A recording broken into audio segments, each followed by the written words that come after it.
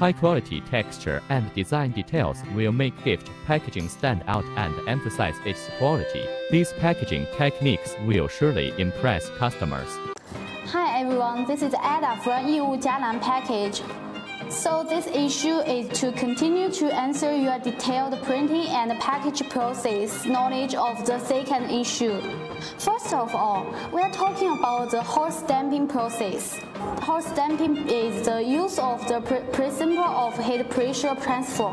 The aluminum layer in the electrochemical aluminum transfer to the substrate surface to form a special magnetic luster effect.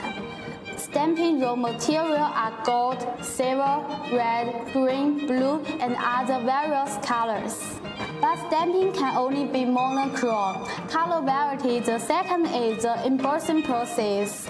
It's the use of a set of graphic yin and yang corresponding to the concave template and convex template. The substrate is placed between them, but applying greater pressure to print out relief-like embossed graphics. Various thicknesses of paper can be, but cardboard cannot do embossing.